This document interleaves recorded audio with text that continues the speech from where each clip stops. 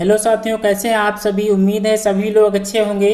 चलिए दोस्तों, स्टार्ट करते हैं आज की क्लास को। बिना किसी देरी के टॉप 25 क्वेश्चन करने वाले हैं, जो कि very very most important question है। यूपी ट्रिपल एससी पेट में पूछे गए प्रश्न जो है इसी प्रकार के प्रश्न पूछे जाएंगे। तो पहला प्रश्न आपकी स्क्रीन पर दिया गया है। चौथे खेलो इंडिया यूथ गेम्स की मेजबानी किस शहर ने की है। किस शहर ने की है, ये आपसे पूछा गया है। तो ऑप्शन नंबर बी जो है पंचकुला, इसका बिल्कुल सही जवाब होगा। ऑप्शन नंबर बी इसका बिल्कुल सही जवाब है।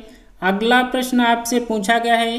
धन विधेयक भारतीय संविधान के किस अनुच्छेद में परिभाषित किया गया है। किस अनुच्छेद में परिभाषित किया गया है। तो ऑप्शन नंबर बी जो है अनुच्छेद 110, इसका बिल्कुल सही जवाब होगा। ऑप्शन बी इसका बिल्कुल करेक्ट आंसर है। अगला प्रश्न आपसे पूछा गया है। अंतरिक्ष में चलने वाली पहली चीनी महिला अंतरिक्ष यात्री कौन बनी है। अंतरिक्ष यात्री कौन बनी है। नीचे दिए गए ऑप्शन में से सही जवाब करना है। तो वांग यापिंग जो है इसका बिल्कुल सही जवाब होगा।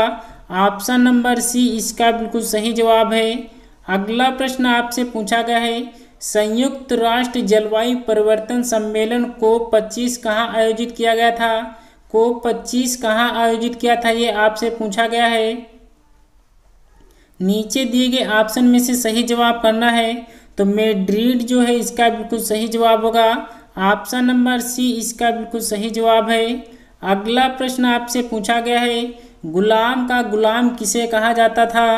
गुलाम का गुलाम किसे कहा जाता था।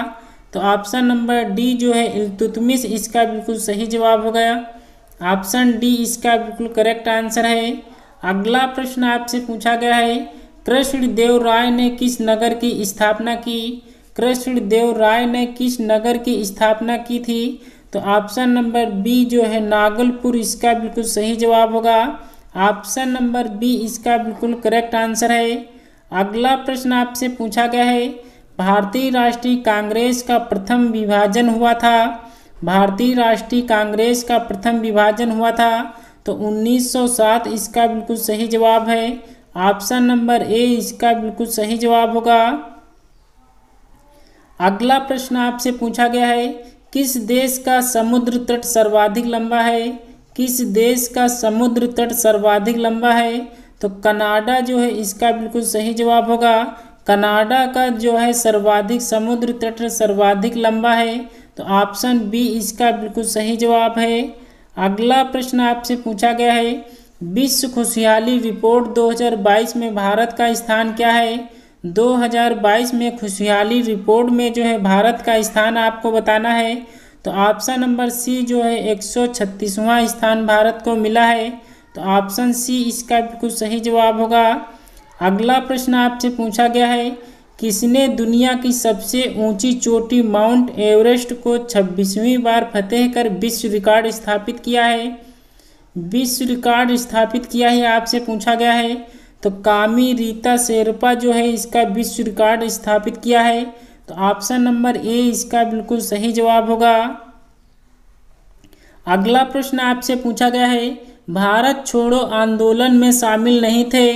भारत छोड़ो आंदोलन में शामिल नहीं थे। तो कौन से जो नेता थे वो भारत छोड़ो आंदोलन में शामिल नहीं थे। तो ऑप्शन नंबर बी जो है डॉक्टर भीमराव अंबेडकर जो है भारत छोड़ो आंदोलन में शामिल नहीं थे। तो ऑप्शन नंबर बी इसका बिल्कुल सही जवाब होगा। अगला प्रश्न आपसे पूछा गया है।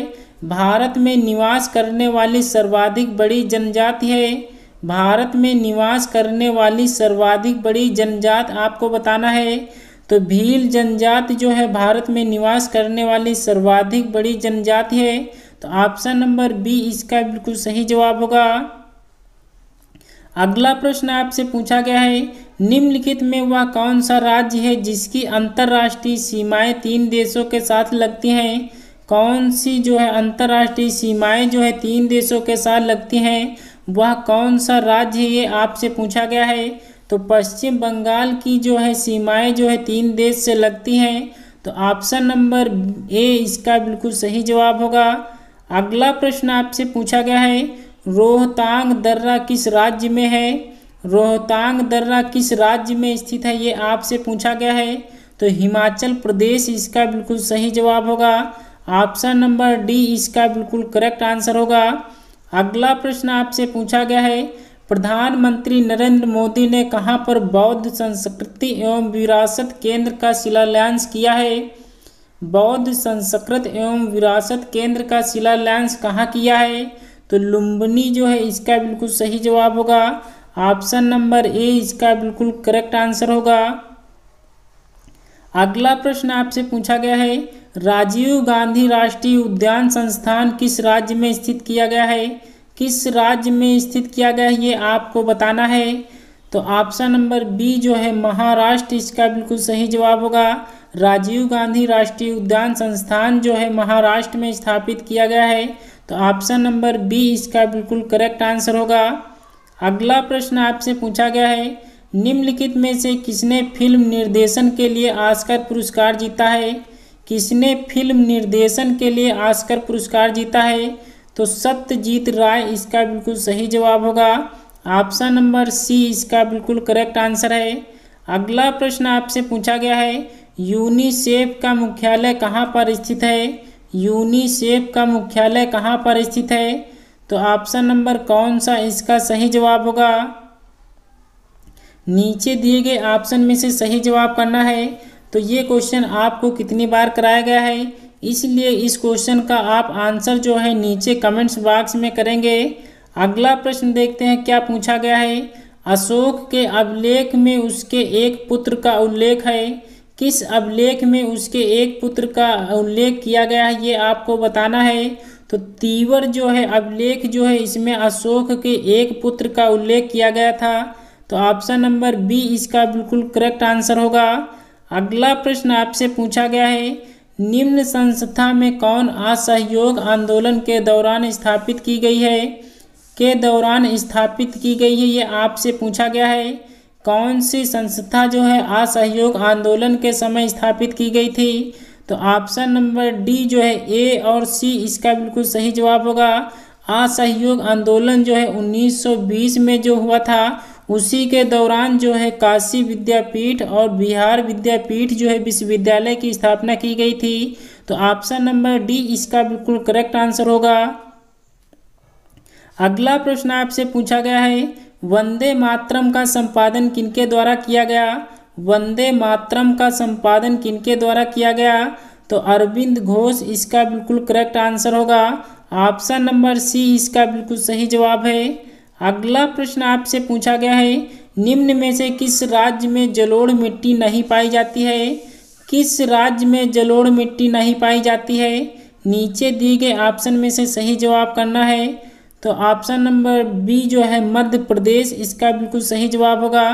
ऑप्शन नंबर बी इसका बिल्कुल करेक्ट आंसर है। अगला प्रश्न आपसे पूछा गया है, पायली एक्सप्रेस के नाम से जानी जाती है। पायली एक्सप्रेस के नाम से कौन सी जो है खिलाड़ी जानी जाती है? तो पीटी ऊषा जो है इसका बिल्कुल सही जवाब होगा। पीटी ऊषा जो है पायली एक्सप्रेस के नाम से जानी जाती हैं। तो ऑप्शन सी इसका बिल्कुल सही जवाब होगा। अगला प्रश्न आपसे पूछा गया है, तवांग मठ कहाँ अवस्थित है? तवांग मठ आपसे पूछा गया है। तो तवांग मठ जो है अरुणाचल प्रदेश इसका बिल्कुल सही जवाब होगा। ऑप्शन नंबर सी इसका बिल्कुल सही जवाब है। अगला प्रश्न आपसे पूछा गया है, वर्ष 2011 में गठित नवीनतम राष्ट्र दक्षिणी सूडान की राजधानी है। 2011 में पूछा है आप सभी को, वर्तमान में जबकि नहीं पूछा है। तो वर्ष 2011 में गठित नवीनतम जो है राष्ट्र दक्षिणी सूडान की राजधानी आपको पूछा गया है। तो ऑप्शन नंबर सी जो है जुबा जो है उस समय इसकी राजधानी थी। अगर आपसे नवीनतम ना पूछे, यहाँ पे सूडान की राजधानी पूछा जाता है, तो सूडान की राजधानी इस समय जो है खार्तूम है। तो ऑप्शन ए इसका जवाब देना है। अगर 2011 से आपसे पूछा जाता है तो जुबा इसका बिल्कुल सही जवाब देना है। चलिए दोस्तों, आज की क्लास कैसी लगी कमेंट्स बॉक्स में ज़रूर बताना। वीडियो अच्छी लगी हो तो एक लाइक ज़रूर करना। चैनल पर नए हैं तो चैनल को सब्सक्राइब कर बेल आइकन को प्रेस करना ना भूलें, क्योंकि डेली यहाँ पे टॉप 25 क्वेश्चन कराए जाते हैं। चलिए दोस्तों, आज की क्लास को यहीं तक रखते हैं। मिलते हैं अगले वीडियो में बेहतरीन ऐसे ही प्रश्नों के साथ। तब तक के लिए जय हिंद, जय भारत।